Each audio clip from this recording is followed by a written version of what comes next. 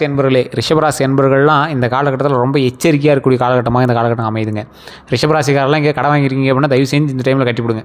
இல்லைனா அது உங்களை இழுத்துகிட்டே போகிறதுக்கான காலகட்டமாகவும் வரக்கூடிய காலகட்டங்கள் இருக்குது. ஸோ கடன் சம்மந்தப்பட்ட விஷயத்தில் ரொம்ப எச்சரிக்கையாக இருக்கணும்.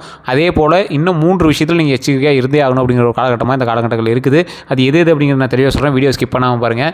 நிறைய பேர் ரிஷபராசிகள் குழம்பிகிட்டே இருக்கக்கூடிய ஒரு ஆள். அது பண்ணல, இது பண்ணல, குடும்பத்தில் அது பண்ணல, அவங்க இது செய்யலை, இவங்க அது செய்யலை அப்படின்னு நீங்கள் வந்து குழம்பிகிட்டே இருப்பீங்க. ஆனால் நீங்கள் என்ன இப்போ பண்ணிட்டுருக்கீங்க அப்படிங்கிறத மைண்டில் நல்லா நோட் பண்ணிக்கோங்க. உங்களுடைய தொழிலுக்காகட்டும், உங்களுடைய குடும்பத்திற்காகட்டும் நீங்கள் என்ன பண்ணிட்டுருக்கீங்க அப்படிங்கிறத மைண்டில் நல்லா நோட் பண்ணிக்கோங்க. உங்களை ஏளனமாக நினைப்பவர்கள் முன்னால் வாழ்ந்து காட்டுவதற்கு துடிக்க ஆரம்பிச்சுக்கோங்க இந்த காலகட்டத்தில் இருந்தே. ஏன்னா இந்த ரிஷபராசிக்காரர்களை பொறுத்த வரைக்கும் குடும்பத்தினால பல கஷ்டங்கள் பட்ட ராசி இந்த ரிஷபராசி. குடும்பத்தில் இருக்கிறவங்களுக்குமே வேலை செஞ்சு அப்படியே ஓடா தேஞ்ச ராசி இந்த ரிஷபராசி. ரிஷபராசிக்காரர் ஒருத்தர் இருக்கான் அப்படின்னாவே அவன் இழிச்சவாயன் அப்படின்னு தான் சொல்லணும். அந்த குடும்பத்தில் பார்க்குறவங்களுக்கு அப்படி தெரிய ஆரம்பிக்கும். ஏன்னா குடும்பத்தில் இருக்கக்கூடிய அத்தனை செலவுகளும் இவன் தான் பண்ணுவான். ஃப்ரெண்டு கேட்டகரியில் இருந்தால் அவங்களுக்கும் இவன் தான் செலவு பண்ணுவான். அதே போல் ஒரு 100 பேர் இருக்காங்க அப்படின்னா அதில் தலைமை தாங்கக்கூடிய ஒரு பொறுப்பில் இருக்கக்கூடிய ரிஷபராசிக்காரர்கள் அவர்கள் மூலமாகவே அதை செய்யணும் ரொம்ப வச்சு செஞ்சிட்டு இருப்பாங்க. இந்த ராசிக்காரர்களுக்கு எப்பொழுதுமே தொழில் ரீதியாக ஒரு முன்னேற்றம் இருந்துச்சு அப்படின்னா தடங்கள் இல்லாமல் இது வரைக்கும் நடந்திருக்காது. கல்யாணம், குடும்பம், குழந்தை இந்த மாதிரி விஷயத்துலையும் சின்ன சின்ன தடங்கள் ஏற்பட்டு தான் இவங்களுக்கு வந்து நன்மை நடக்கும். அதே போல் இந்த ராசிக்காரர்களுக்கு எப்போவுமே கடவுள் துணை உண்டு. அதனால் நீண்ட ஆயுள் உண்டு, ஆரோக்கியம் உண்டு, குழந்தை செல்வங்கள் உண்டு, திருமணமும் கண்டிப்பாக கைகூடி வரும். திருமணத்தின் மூலமாக பல நன்மைகள் உண்டு. திருமணத்தின் மூலமாக ஆண் குழந்தை அதிகமாக பிறப்பதற்கு அதிக விஷயங்கள் வந்து உங்களுக்கு வந்து பாயிண்ட்ஸ் உண்டு. அதே போல் பெண் குழந்தைகள் 30% வந்து இந்த ரிஷபராசிக்கு இந்த காலகட்டத்தில் கண்டிப்பாக பிறக்கும்.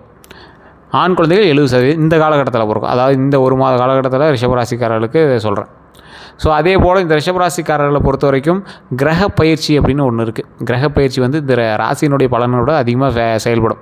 நட்சத்திரம் உங்களோட பண்பு நலன்கள் குறிக்கும். ராசியினுடைய மூமெண்ட்ஸு உங்களுடைய ஓவரால் கிரக பயிற்சியை குறிக்கும். இந்த கிரக பயிற்சி உங்களுக்கு அடுத்து என்ன நடக்கணும் அப்படிங்கிறத அட்டவணை போட்டு ஷெடியூல் போட்டு கொடுத்துரும். ஸோ இதில் மற்ற ராசிகளும் சேர்ந்து உங்களோட விளையாடுது அப்படின்னா அதுக்கு தகுந்த மாதிரி உங்களுக்கு சின்ன சின்ன சேஞ்சஸ் தெரியும். அதனால தான் ரிஷபராசிக்கு சொல்லக்கூடிய பலன்கள் நிறைய பேருக்கு முழுசாக பலிக்கிறது இல்லை. உள்ள நிறைய கேட்டகரி இருக்குல்ல, அவங்களெலாம் ஒவ்வொன்று இப்போ ராசிக்கு மட்டுமே இதெல்லாம் செஞ்சுட்டா அப்போ கிரகம் இருக்குல்ல, அதுக்கு ஏதாவது ஒரு வேலை இருக்குல்ல, நட்சத்திரம் இருக்குல்ல, அதுக்கு ஏதாவது ஒரு பண்பு நலன் இருக்குல்ல, அவங்கள தூண்டி விடணுமில்ல.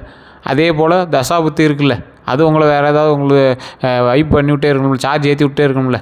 ஸோ இந்த மாதிரி ஒவ்வொன்றுக்கும் அதுக்கான வேலையை வந்து செஞ்சுக்கிட்டே இருக்கும். ரிஷபராசிக்காரர்கள் இந்த காலகட்டத்தில் பண்ண வேண்டிய ஒரு 3 விஷயம், பண்ணவே கூடாத எச்சரிக்கையாக இருக்கக்கூடிய ஒரு 3 விஷயம், இதை தான் இப்போ நம்ம இந்த வீடியோவில் பார்க்க போகிறோம். நிறைய பேர் ஸ்கிப் பண்ணி பார்ப்பீங்க. தயவுசெய்து இந்த வீடியோ ஸ்கிப் பண்ணாமல் பாருங்கள். உங்களுக்கு கடவுளால் கொடுக்கப்பட்ட ஒரு அற்புதமான காலகட்டமாக இந்த காலகட்டத்தை மைண்டில் ஞாபகம் வச்சுக்கோங்க. இந்த வீடியோ நீங்கள் ஸ்கிப் பண்ணிங்கன்னா அப்புறமேட்டு நீங்கள் ரொம்ப வருத்தப்படுவீங்க. இந்த வீடியோவில் நான் சொல்லக்கூடிய விஷயத்தை கண்டிப்பாக வீட்லேயும் ட்ரை பண்ணி பாருங்கள். அதே போல் நிறைய பேர் ஜோதிடம் பார்க்கணுன்னு ஆசைப்பட்றீங்க. நீங்கள் வந்து ஏதாவது லோக்கல்லே பார்க்குறதுனால பாருங்கள். ஏன்னா இது கீழே கொடுத்துருக்க நம்பர் வந்து டிஸ்கிரிப்ஷன் நம்பர் கொடுத்துருக்கேன். அது வெயிட் பண்ணி தான் பார்ப்பாங்க. அதே மாதிரி அப்பாயின்மெண்ட் கொடுத்து தான் பார்ப்பாங்க.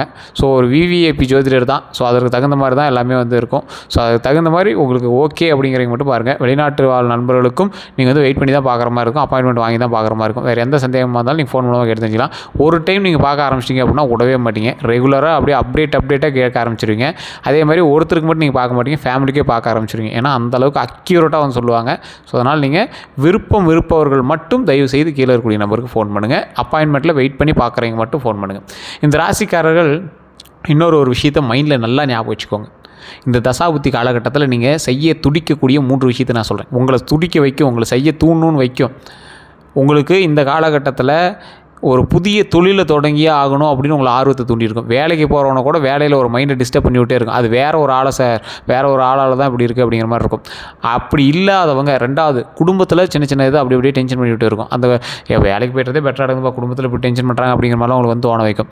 3வது கேட்டகரி ஒன்று, இது 2க்குமே பண்ண விடாமல் உங்களை சோம்பேறித்தனம் பண்ண வைக்கும். உட்காந்த இடத்துலேருந்து கூட எந்திரிச்சு போய் அந்த பண்ணுறதுக்கு சோம்பேறித்தனமாக இருக்குது, அப்புறமே பண்ணிக்கலாம் அப்படிங்கிற மாதிரி உங்களை தோண வைக்கும். அந்த 3 விஷயத்தையும் தூக்கி தூர போட்டுருங்க. குடும்பத்தை நல்லா பார்க்க ஆரம்பிங்க, குடும்பத்தை சந்தோஷமாக வச்சுக்க ஆரம்பிங்க. அதே போல் தொழிலில் நல்ல ஒரு ஆர்வத்தை காட்டி தொழிலில் லாபம் எடுக்க ஆரம்பிங்க இன்னைத்து காலகட்டத்திலேருந்து. அதே போல் சோம்பேறித்தனத்தை தூக்கி தூர போட்டு புத்துணர்ச்சியோடு செயல்படுங்க. இன்னையிலேருந்து புத்துணர்ச்சியோடு இருக்கணும் செயல்படுங்க. இந்த 3 விஷயத்தை மட்டும் நீங்கள் சரி பண்ணீங்க அப்படின்னா தொழில் ரீதியாகவும் சரி, குடும்ப ரீதியாகவும் சரி, வருமான ரீதியாகவும் சரி, நீங்கள் தான் டாப் டக்கர். நாம் தான் அதில் கிங்காக இருப்போம். அதே போல் இந்த ரிஷபராசிக்காரர்களுக்கு இன்னொரு ப்ளஸ் பாயிண்ட் ஒன்று சொல்கிறேன். கண்டிப்பாக இதை நீங்கள் வீட்டில் ட்ரை பண்ணி பாருங்கள். நீங்கள் துர்க்கை அம்மன் வழிபாடு பண்ணுங்கள். துர்க்கை அம்மன் வழிபாடுங்கிறது எங்கே? எல்லா கோயிலுக்கும் போய் சுற்றி வரும்போது கோவிலினுடைய லெஃப்ட் சைடில் துர்க்கை அம்மன் இருப்பாங்க. மிகப்பெரிய அம்மன். நிறையா பேருக்கு தெரியாத ஒரு விஷயம். ராஜாக்களே வந்து கோயிலை சுற்றி வரும்போது இந்த அம்மனை வணங்கிட்டு தான் போவாங்க மெயினாக. அது வந்து ஒரு ரகசிய பாதை மாதிரி. போருக்கு போகக்கூடிய ராஜா சுற்றி வரும்போது இந்தாண்ட தட்சிணாமூர்த்தி வழிபாடு தடைகளை நீக்கிட்டு அந்தாண்ட போயிட்டு ஒவ்வொரு தெய்வமாக வழிபட்டுட்டு துர்க்கை அம்மனை வழிபடுவாங்க. துர்க்கை அம்மனை வழிபடும் போது பிரச்சனைகள் எல்லாமே சால்வ் ஆகும். நீண்ட ஆயுள் உண்டு, உடல் ஆரோக்கியம் உண்டு. கடவுள் எப்பவுமே துணையாக வந்து நிற்பாங்க. ஸோ ரிஷபராசிக்காரர்களுக்கும் அது வந்து பொருந்தும்.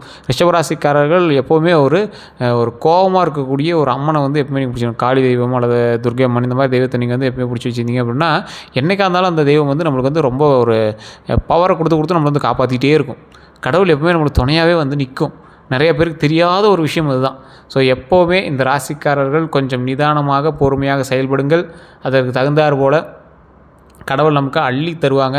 அள்ளி தரக்கூடிய விஷயங்களை நம்ம வந்து கரெக்டாக பயன்படுத்தி கொண்டு வரணும். அதையும் நல்லா மைண்டில் ஞாபகம் வச்சுக்கோங்க. அதே போல் இந்த ராசிக்காரர்களுக்கு இன்னொரு ப்ளஸ் பாயிண்ட் ஒன்று சொல்கிறேங்க. ஒரே ஒரு விஷயந்தான், இதை மட்டும் நீங்கள் கண்டிப்பாக ட்ரை பண்ணுங்கள். உங்கள் குடும்பத்தில் வந்து ஒரு 2-3 பேர் உங்களை திட்டுறாங்க, சண்டை போடுறாங்க அப்படின்னா அந்த இடத்துல அமைதியாக இருங்க. தேவையில்லாத ஒரு 3வது பர்சன் வந்து உங்கள்கிட்ட சண்டை போடுறான், ரோட்டில் போயிருக்கும் எவனோ ஒருத்தன் கத்துறான் சண்டை போடுறான் அப்படின்னா அந்த இடத்துல ரொம்ப எச்சரிக்கையாக இருங்க. அதே போல் எவனோ ஒருத்தன் பண்ணுறதுக்கு எவனோ ஒருத்தன் திட்டு வாங்கிட்டு இருக்கான் அப்படிங்கிற மாதிரி எவனோ பண்ணுற தப்புக்கு உங்கள்கிட்ட சண்டைக்கு வருவாங்க. நீங்கள் தயவு செஞ்சு அந்த இடத்துல எதுவுமே பேசாதீங்க. கொஞ்சம் நேரம் அமைதியாக இருங்க. உங்களுக்கான காலம் நேரம் ஒருவரை அமைதியாக இருங்க. அது ஒரு நாளாக இருக்கலாம், 2 நாளாக இருக்கலாம், ஒரு வாரமாக கூட இருக்கலாம். உங்களை கேஸுக்கு கூட கூட்டு போயிட்டு வரும். அதனால் கொஞ்சம் அமைதியாக பொறுமையாக நிதானமாக பண்ணிங்க அப்படின்னா கண்டிப்பாக வெற்றி நிச்சயம் உண்டு. இந்த ராசிக்காரர்களுக்கு இன்னொரு ஒரு முக்கியமான விஷயத்தை நான் சொல்கிறேன், கேட்டுக்கங்க.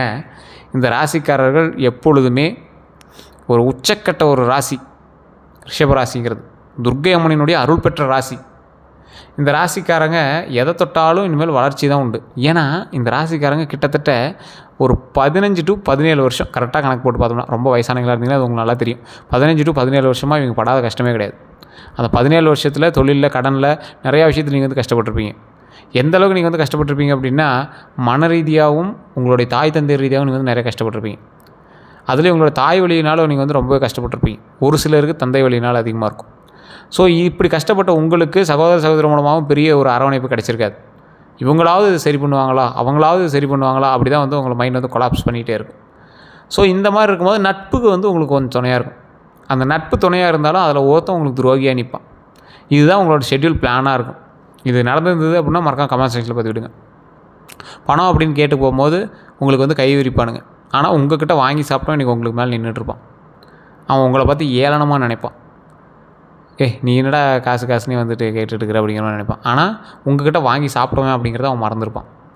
சில விஷயங்களை நீங்கள் கற்றுக் கொடுத்து வளர்ந்த கற்றுக்குட்டி எல்லாமே உங்கள்கிட்டயே கொஞ்சம் அப்படியே பெருசாக முட்டிக்கிட்டு நிற்கும். ஏன்டா இவெல்லாம் ஏன்ட்ட சும்மா குப்பை பொறுக்கிட்டு இருந்தோம்டா, இவன் என்னடா ஏன்ட்ட சமமாக நின்று பேசுகிறான் அப்படிங்கிற அளவுக்கு நீங்கள் தோணும். கொஞ்சம் நிதானம் இந்த காலத்தில், கொஞ்சம் நிதானம், கொஞ்சம் பொறுமை. இந்த காலத்தில் மட்டும் இதை மட்டும் நீங்கள் செஞ்சீங்க அப்படின்னா மிகப்பெரிய சாப விமோச்சனம் உண்டு. தொழில் வெற்றி, கல்வி வெற்றி, திருமண வாய்ப்பு கண்டிப்பாக இந்த டைமில் உங்களுக்கு உண்டு. குழந்தைக்கான பாக்கியம் உண்டு. இந்த காலகட்டத்தில் ட்ரை பண்ணிங்கன்னா கண்டிப்பாக உண்டு. குழந்தைக்கான பாக்கியம்லாம் வேணும் அப்படின்னா இன்னொரு விஷயத்தை நல்லா ஞாபகம் வச்சுக்கோங்க. முருகர் கோயிலுக்கு வணங்கிட்டு வாங்க. முருகர் கோயில் பழனிக்கு போயிருந்தீங்க அப்படின்னா இன்னும் ரொம்ப நல்லது. மேல்மலையனூர்னு இருக்கும். மேல்மலையனூர் கோயில் தெரியும்னு நினைக்கிறேன். அங்காள பரமேஸ்வரம்மன் கோயில், அந்த கோயிலுக்கு போய் வழிபட்டிங்க அப்படின்னா இன்னும் உங்களுக்கு வந்து நல்ல பாசிட்டிவ் வைப்பு கிடைக்க ஆரம்பிக்கும். அது நிறைய பேர் தெரியறதில்ல. திருவண்ணாமலை, மேல்மலையனூர், பழனி 3 கோயிலுக்கு போயிட்டு வாங்க, ரொம்பவே நல்லது. திருமண விஷயத்தில் கொஞ்சம் எச்சரிக்கையாக இருங்க. திருமணம் ஆனவர்கள் ரொம்ப எச்சரிக்கையாக இருக்கணும். சின்ன சின்ன சலசலப்புகளுக்கு கூட நீங்கள் வார்த்தை விடாதீங்க. தயவு செய்து அந்த இடத்துல கண்ட்ரோலாக இருங்க. அப்படி ரொம்ப உங்களுக்கு ஒரு மாதிரி இருக்குது அப்படின்னா காலைல விழுந்து கூட உங்கள் ஒய்ஃபோ ஹஸ்பண்டோ காலைல விழுந்து கூட திருச்செங்கோடு அர்த்தநாரீஸ்வரர் கோயில் ஆலயத்துக்கு போயிட்டு வாங்க. திருச்செங்கோடு அர்த்தநாரீஸ்வரர் நாமக்கல் மாவட்டத்தில் இருக்குது. சேலம் நாமக்கல் சென்ட்ரலில் இருக்குது திருச்செங்கோடு. அந்த கோயிலோட சிறப்புலாம் பயங்கரமாக இருக்கும். வெள்ளை நவபாசானத்தால் செஞ்சது, வெள்ளை தசபாசானத்தால் செஞ்ச கோயில். அந்த அர்த்தநாரீஸ்வரர் வந்து அந்த பாசானத்தாலே செஞ்சுருப்பாங்க. இந்த பக்கம் சிவனும் அந்த பக்கம் சக்தியும் இருப்பாங்க. கொலுசு போட்டுட்டு இருக்கும். ஒரு காலில் மட்டும் பூஜை பண்ணுவோம். அந்த ஒரு காலில் இருக்கிற கொலுசு மட்டும் காட்டுவாங்க. அன்னையும் அம்மையும் அங்கே தான், அன்னையும் அப்பனும் அங்கே தான் இருக்காங்க அப்படிங்கிற மாதிரி. அதே கோயிலில் இன்னொரு இடத்துல செங்குட்டு வேலவர் அப்படின்னு முருகர் ஆலயம் இருக்கும். இந்த கையில் ஒரு லெஃப்ட் ஹேண்டில் கோழி இருக்கிற மாதிரி, சேவல் இருக்கிற மாதிரி இருக்கும். முகம் 2 சாமியுமே தெரியாது. அர்த்தநாரீஸ்வரருக்கும் முகத்தை நீங்கள் தெரியாது. முகம் வந்து சாஃப்டாக இருக்கிற மாதிரி அப்படியே முழுகின மாதிரி இருக்கும், சாஃப்டாக இருக்கும். அதே மாதிரி இந்தாண்ட முருகர் கோயிலுக்கு அதே மாதிரி சாஃப்டாக இருக்கும். 2 அவ்வளோ அற்புதமான தெய்வம், சக்தி வாய்ந்த தெய்வம். அதே கோவிலில் மேலே கொஞ்சோண்டு மலை மேலே உச்சியில் உச்சி பிள்ளையார் கோயில் இருக்கும். இப்போ 4 பேர் வந்துட்டாங்களா, சிவனும் சக்தியும் விநாயகரும் முருகரும் 4 பேரும் குடியிருக்கிற ஒரு குடும்பம் எந்த இடத்துல இருக்குது? திருச்செங்கோடில் அர்த்தநாரீஸ்வரர் ஆலயத்தில் இருக்குது. அந்த இடத்துக்கு நீங்கள் போய் வழிபட்டீங்க அப்படின்னா மிகப்பெரிய சந்தோஷம், மிகப்பெரிய நன்மை நடக்கும். சாப விமோச்சனம். குடும்பத்தில் பிரச்சனைகள் நடந்துகிட்ருக்கு அப்படின்னா அந்த பிரச்சனைகள் எல்லாமே சரியாகும். குடும்ப சமேதராக இருக்கக்கூடிய ஒரு அற்புதமான ஒரு கோலத்தில் அந்த இடத்துல சிவனும் பார்வதியும் முருகரும் விநாயகரும் காட்சி கொடுக்குறாங்க. அந்த இடத்துக்கு போய் வழிபட்டு வாங்க. திருமணம் ஆனவரெலாம் சண்டை நடந்துட்டு இருந்துச்சு அப்படின்னா அந்த இடத்துல மாலை கொடுப்பாங்க, போய் மாலை மாற்றிட்டு வாங்க. ரொம்ப நல்லது. பிரச்சனைகளே இருக்காது திருமண வாழ்க்கையில். அவ்வளோ அருமையாக இருக்கும். குடும்ப வாழ்க்கையில் அவ்வளோ அருமையாக இருக்கும். ஸோ வேறு ஏதாவது கருத்துக்கள் என்ன பண்ணால் மறக்காம கமெண்ட் செக்ஷனில் பதிவிடுங்க.